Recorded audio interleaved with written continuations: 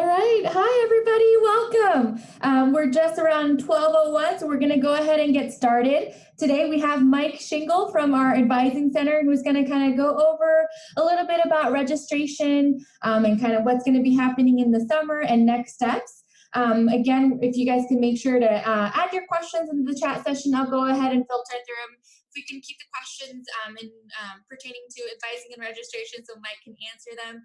Feel free to go ahead and ask any other questions, though. We'll just go ahead and make sure they get answered after the session, and your counselor will follow up with you. So without further ado, I'm actually just going to go ahead and hand this off to you, Mike. Thank you. Absolutely. Thanks so much, Gina. I really appreciate the time to be in front of you all today. It's nice to talk to parents, even though we're not face-to-face. I enjoy giving information to parents ahead of time because Pacific University is a great place, and it's an exciting time for your students to think about fall semester. And so I'm Mike Shingle. I am the Director of Academic and Career Advising here at Pacific.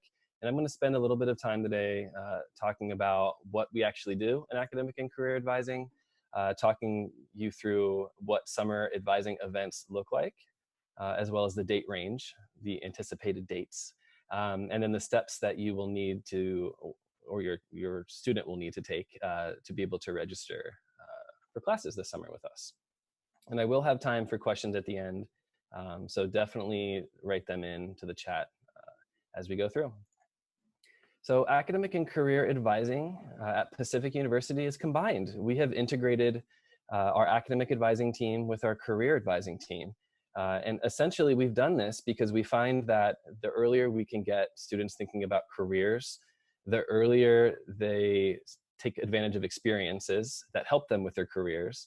And we ultimately are going to have more success getting them into jobs or graduate school or something related right after college.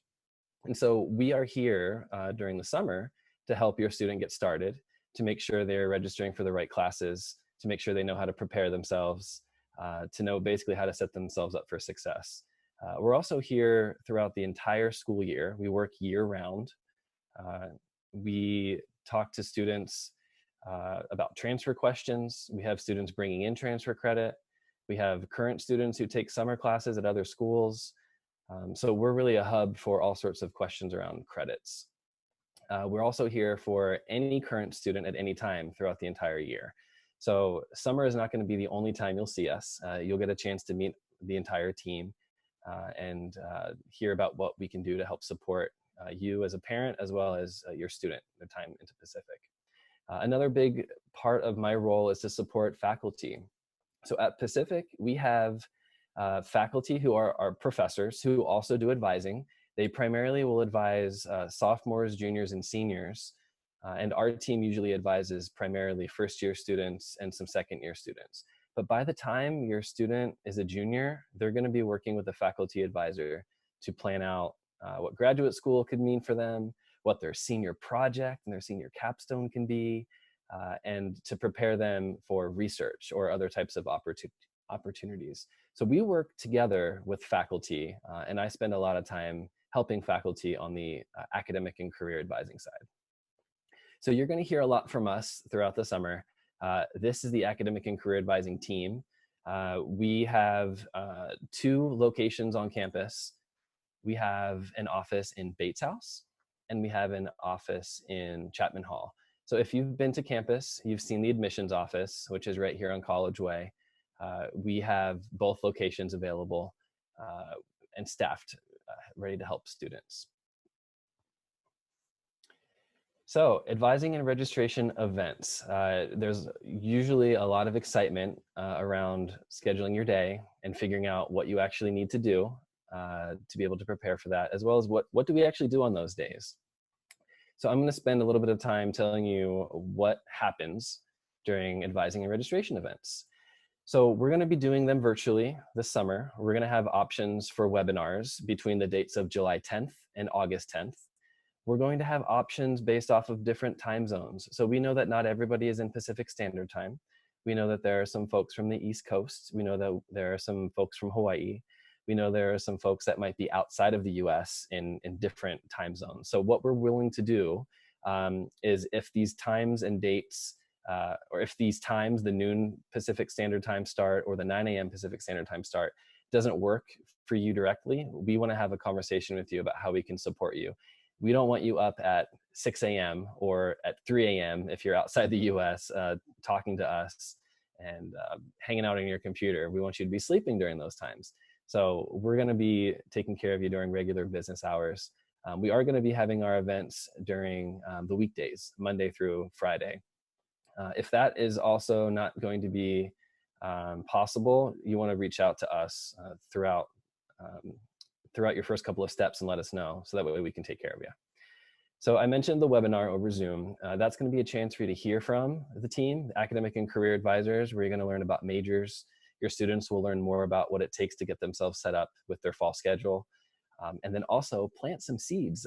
That's a good seed planting time, because we're going to talk a lot about how to get started on the right foot for grad school or for different careers. At Pacific, we really pride ourselves in the one-on-one work that we do with students. And so we're going to have one-on-one advising. One-on-one advising does mean one advisor and one student. And so I know there's going to be some curiosity from parents and families and supporters about what goes on in those sessions. As much as we can help it, we like these times to be the first experience a student has to sort of advocate for themselves and to give themselves an opportunity to express their interests and their goals, so that way the advisor can help to meet their needs. I know parents will be curious, and so we are going to have two options for parents to participate in different sessions throughout those dates. We're going to have a parent session where you're going to get a lot of up-to-date information on what's happening with fall semester. You're going to get up-to-date information on how your student is supported with the different offices. That's going to be led by Dr. June Dressler. She's a career counselor, so she's a really great person to present all of this information to you. We're also going to have updates on various things that might be happening in the university, different events that are happening in fall, or different opportunities there as well. So the parent session is not going to have advising information in it. However, you will also have the opportunity to hear the advising webinar. And so we're going to have agendas sent out to you in advance, so you can participate and you can block those times out on your schedule. So the really exciting thing is students will have a schedule by the end of their day. It'll be a really good time to make sure that we're thinking ahead to working on campus, work study, non-work study jobs, and making sure that we have enough time to schedule classes and balance work and school if that's something that's happening for your student. So how do you get into the queue or into the loop to get registered for these events? So I'll start by telling you registration for these events hasn't happened yet, so you haven't missed anything. There's a couple of steps that you need to take. So I have two slides. The first one is going to be the do now list. These are the things that you want to start doing now if you haven't done it yet. And I also have a really awesome announcement for you today. So you are the first group. You're getting a sneak peek. We're opening up what we call the academic interest survey today. And so you all, the first group, we're announcing this to. The academic interest survey is really the first step to get set up to do academic and career advising with us this summer. So what is the academic interest survey? So the academic interest survey takes about 20 minutes. I'm going to show you on our website. It's going to be a chance for your student to tell us information about their prior experiences in high school. Going to be a chance for them to tell us what they're interested in as far as majors and careers go, as well as a chance for them to tell us what types of things should we be thinking about as we advise them. So there's a couple links on our page, and I showed you the link. It's pacificu.edu/advising. The link to the academic interest survey is here, as well as on our side menu. So either way, you can get to it. And if you are, for a student who's coming in as a first-year student or a freshman, we have a survey for them. And then if it's a transfer student who's coming in, we have a survey for them. So make sure that your student completes it. We don't want you as a parent or a family member or a supporter to complete it. We want your student to complete it. And if possible, go ahead and make sure that that gets done before Sunday, May 17th.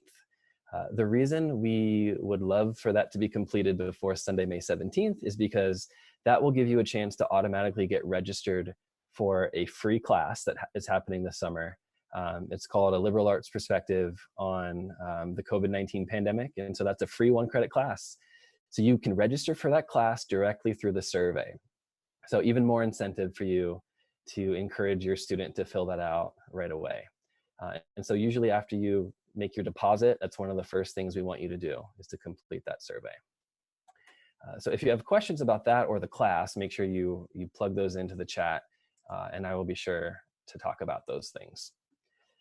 So I kind of skipped over email, but I want to go back and talk about email again really briefly.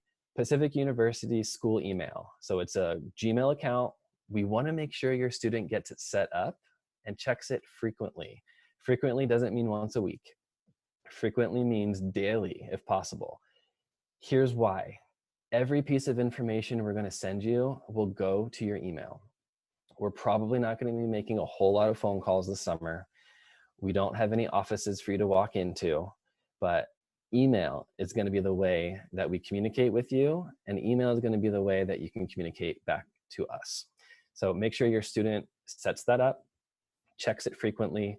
You can add an app on your phone. You can connect it through your mail app. There's all sorts of ways to make sure you get that email coming right to you regularly. All right. So after the academic interest survey is done, we're going to learn about your previous college transcripts. So if your student has credits coming from a junior college or a community college or from another university, they're going to tell us about that, and we're going to look out for those. So what you want to do now is, if your student has any college transcripts, make sure to submit a request to the school to send those to Pacific University, Oregon, after spring grades have come in. So you can actually submit a request now to hold for spring grades. So that's what that means, hold for spring grades. There's going to be a checkbox somewhere. We would prefer to get those sent to us electronically. Admissions@pacificu.edu will be the way to get those electronic transcripts sent to us. But you don't want to delay on that. I would say in the past, most students have got those in, but there have been some instances where we didn't realize a student had college credit because they didn't tell us, and they didn't know about it until after their advising session was done. And they're like, oh, wait, I have these extra credits. So we had to go back and make sure that they weren't duplicating effort or getting duplicate credit for something, because we want to honor the previous work that your student has done and really give credit where credit is earned. It's always nice to come into college with a little bit of extra credit. The next will be AP and IB scores. I've been following closely with College Board and International Baccalaureate and seeing what they're doing. I know that there's been some extensions on AP tests. Those tests are happening in early May. So if your student is participating in those, make sure that you get in and request those score reports to be sent to Pacific University, Oregon. If you can get in and hold for those final scores, they will be sent directly to us, and we should get them in July. We will have the first couple of advising events without AP test scores, but we're going to ask on the survey about those. That way we keep those in mind when we're advising. If final scores are not in, if you don't know what your score is or what credits you'll be earning, that's okay. We can plan for different scenarios. I get the question a lot about what will we accept in terms of scores for AP or IB. AP has to be a 4 or better for us to accept it, and it goes up to 6. And then IB, for International Baccalaureate, will accept 5s or better, and that goes up to 7, I believe. So if your student didn't earn 4s, if they earned 3s or less, there's no need to send those scores to us. But 4s are better on AP, 5s are better on IB, absolutely, get those sent to us. So that's your to-do now list. Here on this next slide is the to-do later list. So we're going to have another survey. So there's 2 surveys coming to you this summer. The first I mentioned is the academic interest survey. This next one is called the first year seminar survey. So the FYS survey allows your student to choose which section of first year seminar they'd like to be in, and that's based on themes. I have a slide very soon to show you more about and explain more about what FYS is. But essentially it's a college writing class, your student's first college writing class based on a theme. So we'll open that survey up on May 18th. After that survey is up and ready, we're also going to have a world language placement assessment. So that assessment will open up soon. it possibly would be before May 18th, but we'll keep you in the loop on that. And we'll provide directions on how to do it. If your student had studied a language before coming to college, we want them to do this test. And I should actually say it's an assessment. I keep saying test, but it's an assessment. It's not graded. It doesn't matter your performance on it. In fact, you shouldn't study for it because we don't want you placed too high. We want to make sure that you're at the right level. So take the test cold, take the assessment cold. Don't study. Otherwise, we see students in classes that are too hard for them, and we don't want that. We want it to be just right. So the assessment itself would have been the same assessment if you were a language talent award scholar. So if you're receiving a language scholarship and you've already taken that assessment, you don't need to take it again. So after the academic interest survey is done, we have an idea about what transcripts or scores to expect. Your first year seminar survey is done and the language assessment is done, then you can sign up for an event day. And so we're going to be emailing you for the steps on that. In the academic interest survey, we're going to be asking for parent emails and parent phone numbers, and if we have permission to email you and text you. And if so, we're going to keep you in the loop on all of this stuff as well. In prior years, we put a lot of the burden just on the student. And so we're going to share that burden to make sure that you're checking email and staying up to date on those types of things. So signing up for an event day will happen when those things are done. And so nobody has signed up for an event day yet. That'll happen in mid-May, in the weeks after that. All right, so I promised I would tell you more about what FYS is. So first year seminar, that is what FYS stands for. People rarely call it first year seminar because that sounds so boring, but FYS for short. So it really is a student's first college writing class. It introduces them to a lot of the academic expectations that we have in college.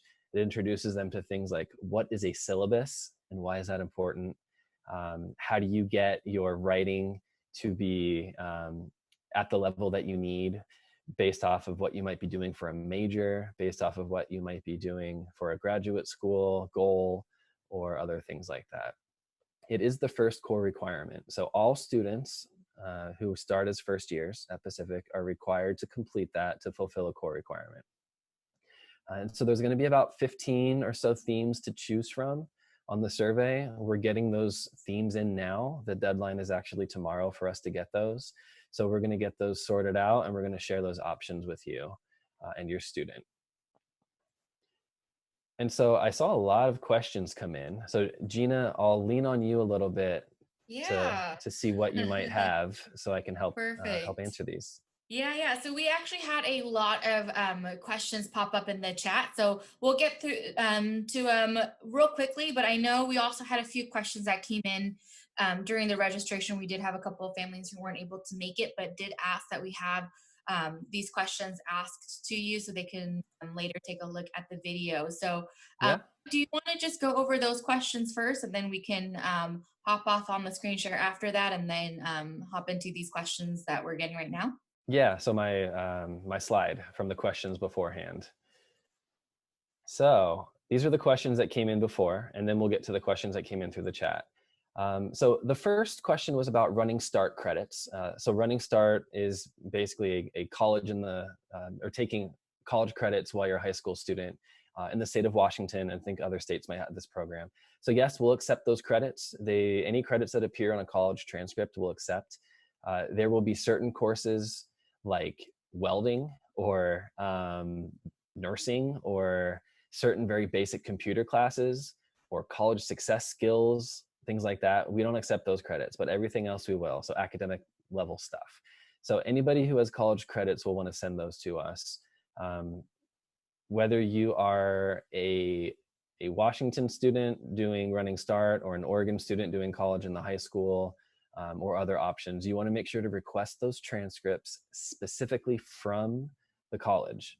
The high school is not going to send those to us for you.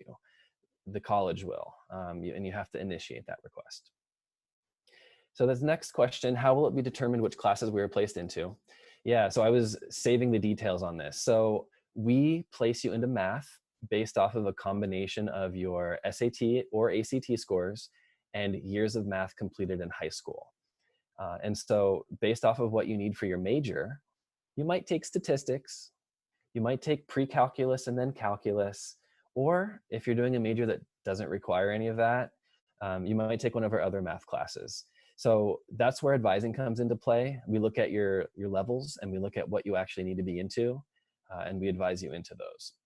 For language, it's going to be based off of the things that I talked about before with the language placement assessment. If you have college credit or AP credit for a language, we'll use that, and we'll use your placement test score. We'll sort of use whatever's higher to make sure you can get into a class for language. The nice thing about our world language department is not only are they super amazing, but they're willing to work with you. If you're getting into a class and it's just going to be too difficult, or for a student it's maybe too easy, they're going to bump you up or bump you down depending on the level. So it's not going to be something like your schedule's not going to be fully cemented in stone unless you want it to be. But there's always some flexibility for students to change things in their first week or get suggestions to move a level up.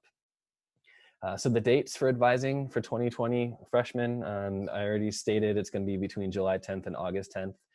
We have various individual days. We have Monday, Wednesday, Friday options. We have Tuesday, Thursday options.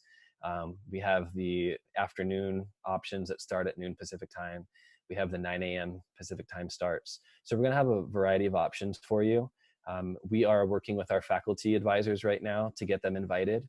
And so specific dates will be coming to you in the coming month. And then you'll be able to sign up for those dates once you've done your steps. So when will you be able to register for our classes for fall? You'll be able to register during that event. So you'll have your schedule. Pretty exciting stuff.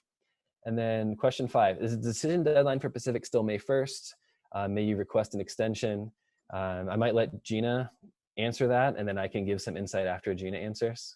Yeah, so the May 1st was the original deadline. We did extend it out to June 1st. However, for those students who have already deposited, May 1st, this Friday, I can't believe it's already Friday, those students who have already committed will start getting the housing application and the rest. I don't know, Mike, I'll let you answer when AIS will go out to those who've already committed. Yeah, the AIS is live now. I'm sort of launching it right now with this group. So I'm really thankful to be here in front of you today. And so as a result of you being here, I'm launching that academic interest survey to you today. So that's the first step. So you're welcome at any point after the webinar ends to go on to that link and complete the academic interest survey.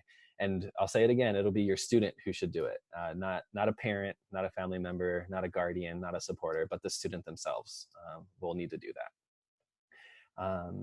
And so the next question there, does the test the student took for World Language Scholarship also place them into the appropriate language class, or do they need to take another placement test? Yeah, so that test will work. We don't need to have you do another one. That one will be perfectly fine. I do know that there's some additional questions. I just want to say something real quick about the class, the liberal art perspectives on the COVID-19 pandemic class. We do want you to submit that academic interest survey before May 17th, so that way you can officially register for that class. However, if a student misses that deadline, they can still register for that class. We'll just be doing it on a one-by-one basis rather than group registration for that specific class. So that kind of gets into some weird details. Basically what I'm saying is, if you miss a deadline for something, it's not a big deal. Just reach out to us and we'll work with you. We're pretty willing to work with any scenarios here in academic and career advising. And I know admissions is always awesome and they're willing to work with you if you might be missing a deadline or something like that. But the financial aid office, on the other hand, there are some federal guidelines that they have to go by. So they might be a little bit less flexible on due dates. But that being said, you don't miss financial aid deadlines. Awesome. Thank you, Mike. So we are just going to go ahead and jump in on some of these questions. So the biggest one that I'm getting is about concurrent college credits. Students that are enrolled in high school. We've actually had a few people ask, how do these credits transfer over? What does it look like for them? Mm-hmm. What do they need to do?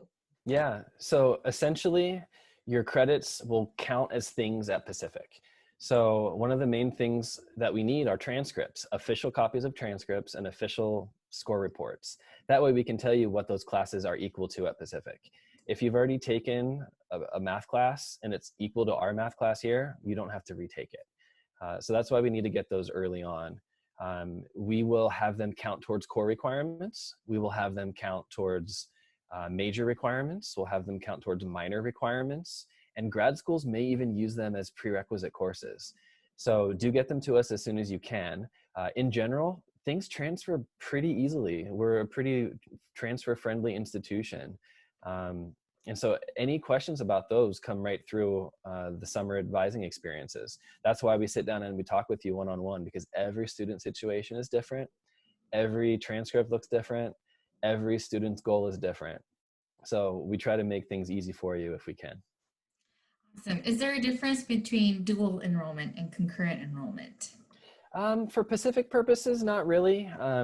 We used to have a policy around AP and dual enrollment, but we don't any longer. We'll accept any, as long as it's academic credit and we use it, we'll accept anything, no matter whether it was college and the high school, concurrent enrollment, running start. Just make sure you get those college transcripts sent to us. The high school transcripts are not enough. Otherwise, you will not earn the college credit. Perfect. That was actually my next question. Do they need to send in those transcripts separately? So that's good that they know that they need to turn in both high school and college. I guess the next issue is, depending on what school or where they're from, we have some students who have a physical copy of their transcript. I know we're usually fairly strict on having official versus unofficial transcripts. If they're unable to get in contact with for an official transcript, what should they do? For an official college transcript, you should be able to request them from the website. Each college has a transcripts request page, whether that is fill out a document and mail it in, the old school method, or complete this form and submit it electronically, or log into your account and do it that way. There really shouldn't be any barriers to getting college transcripts at this point. If you have a paper copy, they have to be sealed in an envelope, and it has to have a little official stamp on it. Otherwise, we won't use them as official. Any unofficial things are printouts or opened envelopes. We need official versions of things. That is a federal rule where we do need to have official copies. Great. Thank you. And then just kind of related to that, if they've already sent in those transcripts with the final grades, do they have to resend them to you guys, or are they already in our system? Yeah, so I mentioned earlier that if your student is enrolled in a spring college class, we want you to request those transcripts now and say hold for spring grades. At some point, you should have already requested them for your admission to Pacific. So if you've already been admitted, I would hope that those transcripts have already been in, or at least one copy of them. But we do need them once your spring grades have been in. So your spring classes will end May or June. Request those official copies to be sent to us. So if the class ended last year, though, and the officials were sent, do they need to pay to get those resent again? No, not unless there's something more recent on the transcript. Perfect. Thank you. Thank you. Yeah, that's a good question. I'm sorry? I said, yeah, that was a really good question. Yeah. This question I think I can answer is questions about when does the email come that enables us to check your Pacific email. So Pacific emails will be set up for, and a notification will be sent to students after they've actually committed or deposited. So until you make that final decision, you won't be able to sign up for classes. We do reserve those spots for our students who are intending to enroll this coming year. So like I said, the deadline has been extended out to June 1st if you need more time. However, if you feel like you're ready to commit to Pacific, I highly recommend putting in that deposit, and then as soon as that deposit gets processed, you'll get an email prompting you to set up your Pacific email account, and we can go from there. And this is questions about AP and IB scores from previous years, but not this year. Do they still need to submit those? If there was a 4 for AP or a 5 for IB, yes. If you want the college credit, yes. If you've already submitted it, but you don't have any more recent scores, then we don't need them again, as long as we have them once. Awesome, thank you. And then for this is for the January term. Can you explain the winter and Jan term classes that start in January? Why are those classes different start dates than the official spring start date? What's the difference? Yeah, so winter term, or Jan term, as students call it, is a chance for a student to take one class over the month of January. We have 4 credit classes, we have 2 credit classes, and we have 1 credit classes. What they take is usually dependent on their major or what requirements they still need. It's a really great chance to get ahead of the pack or to catch up. It's completely free, as in it's already included in your yearly tuition, so there's no additional charge. There's usually no textbooks required. It's usually just course information through Moodle. Moodle is one of our course management tools. So all of that sounds really great, and I usually encourage students to do it. There really is not a downside to not taking winter. If you don't take winter, you're really going to look at about a month and a half, almost 2 months of break, and frankly, that's just too long. Winter break is a time that you can easily get out of the groove of school, and I would always recommend taking a winter class.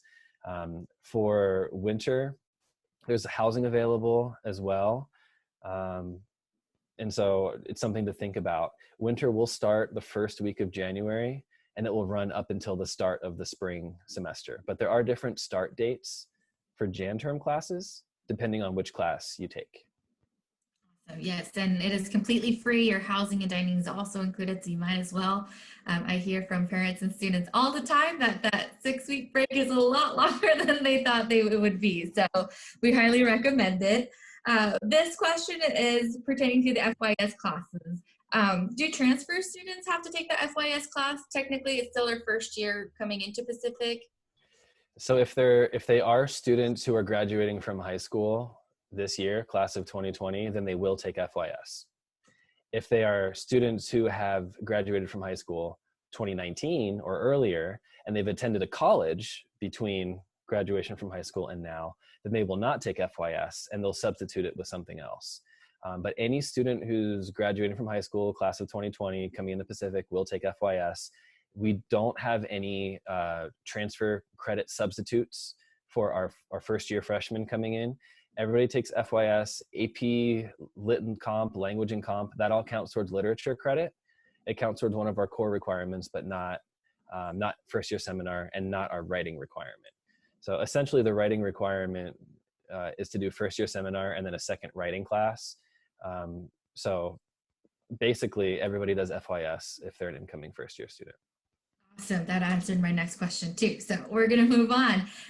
Transfers, do they need to send in their high school transcripts if they're coming in as a fully transfer student?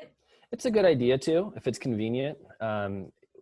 And we do require it if you have less than 30 transferable credits.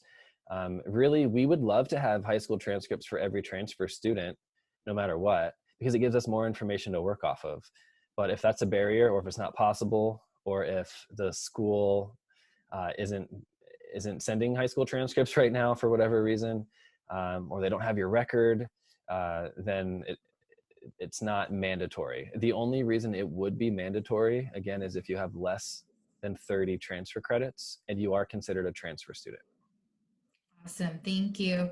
And so this is a little bit about the summer classes. So we haven't been able to announce those classes yet. And I know JC Whitehead is actually going to hop on in a couple of weeks to kind of go into more detail.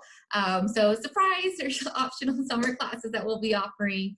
If a child signs up for the free online course for the elective credit, but finds out that the stay-at-home order is lifted and she's scheduled to work, and all of a sudden can't take the course, is it going to affect the student negatively in their grades? Not at all. No, it's a pass, no pass class.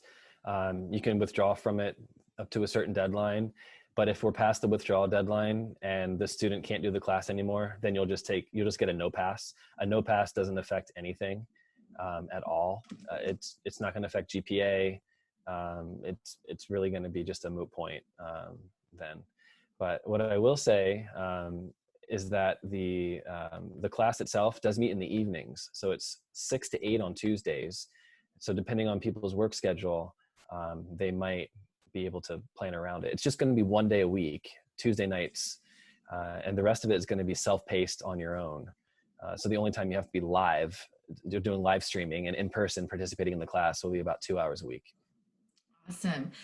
So for like those who are a little bit stir crazy, maybe sitting at home, they want to take some other online classes, is that going to affect anything in terms of their kind of bringing in those credits if they're high school seniors deciding to take summer online classes? And those transcripts, do they have to be sent in during or after? When should that timeline look like?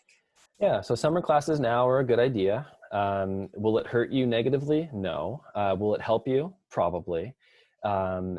Will you need to send transcripts? Yes, after the class is completed. Do you need to send transcripts now while the class is registered for or when it's in progress? No. But what you do need to do is keep in mind what class you're taking and make sure you tell your summer advisor, because you're going to have an hour-long appointment. We want to make sure that you have your list of questions and list of things to tell your advisor ready to go. Because we don't want there to be any surprises a month or two later. Like, oh yeah, I forgot I was taking that one math class over the summer, so I don't need to actually take pre-calculus in the fall because I already took it in the summer. So just make sure that you are in communication with your advisor during that one-on-one advising opportunity. Perfect, thank you. And this is more for student athletes. It's for students who are a part of a team. How does course selection work? Do the coaches have say in all of this, or do they have to talk with the coaches and see what practice times are and then sign up for classes, vice versa? Can you go into a little bit of explanation on that? Yeah, so student athletes are given their schedules in advance, and we have all of the athletic schedules when we do advising and registration. So as much as we can help it, we will advise to take classes outside of practice times. Every once in a while, there is a person doing a specific major who has one option for one class that happens to be right in the middle of practice. Coaches are very understanding. Literally, the word student comes before athlete. So you'll have plenty of time to play. You'll have plenty of time to be competitive. You'll have potentially up to 4 years of eligibility. So I wouldn't be too concerned about that right off the bat, because no matter what, things will work out in the end. Playing time isn't going to be sacrificed by by missing a practice every once in a while because of a class. Students do it all the time.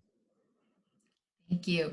And we did get another question. Are JAN terms mandatory? And they are not. They are optional, but we recommend it. There's some fun and exciting classes that we do offer in JAN terms. So we are kind of winding down on questions. So families, if you guys have more questions, feel free to add them in. But this last question, do you accept transcripts via email from the college? If so, what email should they send it to? Yeah, admissions@pacificu.edu. That's where electronic transcripts go. Remember, they have to be sent directly from the college to us. So you can't just forward an email. You have to request the official copies, again, directly from the school for each and every school that you go to. Awesome. So just make sure to get those official transcripts sent. Again, it's admissions@pacificu.edu. That's kind of the general email for all things that happen at Pacific. So right now, I think the only thing that we wanted to mention is if you do take summer classes, you can't use the financial aid that Pacific offered. So if you are taking classes remotely at the local school there, that financial aid is not going to cover those classes. So just kind of keep in mind. Can you, before we end it, I think we did get one more question here.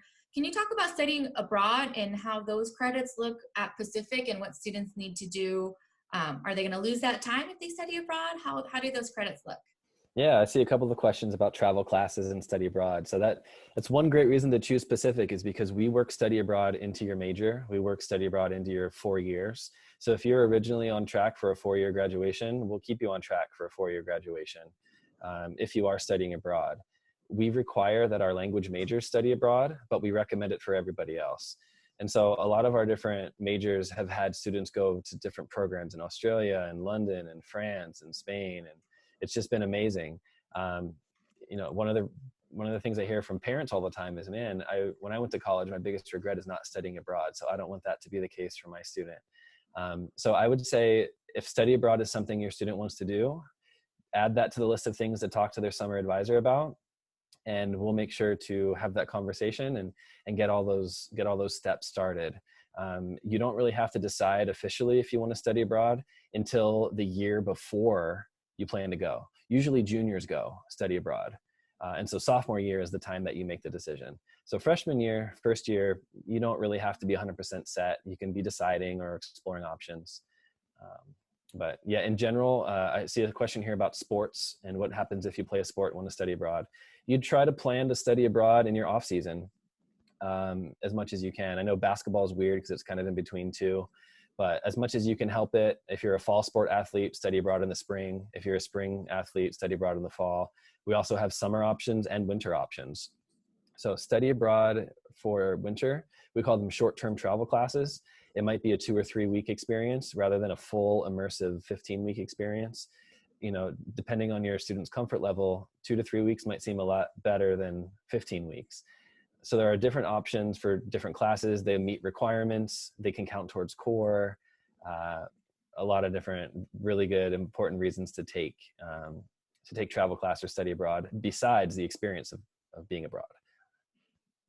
Awesome. So the other question is Pacific offering summer classes? We don't typically, but Mike, can you go into a little more detail about that? Yeah, so that one class that I mentioned earlier, the liberal arts perspectives on the COVID pandemic, that's a free class that everybody can take. Apart from that, summer classes at Pacific, it's kind of weird because financial aid looks very strange if you're an incoming student wanting to take summer classes. We don't really have like a full summer schedule. We have maybe 15 to 20 summer classes, and most of them get taken by our current students. We do have summer classes that are online this year, so it is a little bit different. However, the financials of it will be tricky. So unless you're prepared to do some sort of loan situation or you're prepared to pay out of pocket, summer's not going to make a whole lot of sense to do at Pacific. What does make some sense is if you can get something at your local college, junior college or community college that you're already nearby. Oftentimes there'll be different opportunities there to get into classes. There might be more seats available, or the cost might be a little bit less. Whatever the case is, it's usually a better idea to shoot for that rather than to shoot for summer classes at Pacific. Things get kind of wonky if new students do summer classes in their first semester. Awesome, thank you. Is the assigned advisor going to reach out to the student to figure out the schedule? Like how is kind of like that step-by-step process looking? Yeah, so as I mentioned, touched on it, but yeah, sorry. Yeah, so I'll just say it. I'll just say it again. So you have some surveys to fill out. We'll email you those surveys. After the surveys are done, we get the answers, and then you'll work with an advisor one-on-one between July 10th and August 10th. So that's going to be a webinar experience and then a Zoom call or a phone call. So will they reach out? Yes. We will get each of your students scheduled with an advisor individually, and they'll have a 1-hour conversation. Can we schedule that now? No, because there are a couple of steps that your student has to do in advance of that. All right, and then last question here. Could you just kind of reiterate how the coaches and like the scheduling looks like? So does that mean that they're meeting with the schedule first and then they give it to the coaches, or the coaches' schedules are given to advisors? Do the student need to have their own sports schedule and then give it to their advisor? How does that work? Yeah, so when I mentioned schedules, I mean practice schedules. So practices, every advisor will have a practice schedule in front of them. And advisors who know they're talking with a student athlete will try not to schedule a student into a class at the same time as they should be in practice. And so when I say schedules will be given, I mean the athletic practice schedules will be given. We do not automatically create schedules for anybody. That's never been our motto, our mentality here at Pacific. We do, again, individual everything. Everything's customized and individualized to students' needs. Times, you could choose times. Students are going to have a lot of choice. You know, much to the dismay of parents, students may not have to take an 8 a.m. or 9 a.m. class. They might be able to start their day at noon. So it's just going to depend on your major. It's going to depend on different options. Yeah. Awesome. Thank you. And just quickly on that last question, the AIS does ask for a PUNet email address. That's going to be your Pacific email address. You should have one if you've already committed to Pacific. If not, make that deposit. We're here to get you enrolled, and that AIS, as you can see, is already ready for you to go. So we'd love you coming in as a boxer this fall. There were a few questions that we didn't get to, but we'll make sure that the counselors follow up with you guys. And thank you, Mike, again so much for giving us your lunch hour here. We really appreciate it. I know you have a little one that's kind of sleeping right now, so this was perfect timing. So it's nap time for her. I wish it was nap time for all of us right now, I'll be honest. Thank you again, everybody, for coming in. And just real quickly before we head on out, I just wanted to share one more time that we do have I'm going to share my screen here. We have our social media that we have for our families, and we also have Twitter, Instagram, Facebook, and we have our new podcast. I know Xavier interviewed you for a session, so hopefully that'll get posted soon. But it's Lead the Pack podcast. It's going to have a lot of great information. Thank you again so much for coming, and we'll see you guys next week when we have Dr. Michael Birch-Paces from the music department come in and talk a little bit about the music classes and music majors. Thank you again, everybody. Have a good day. Bye, everyone.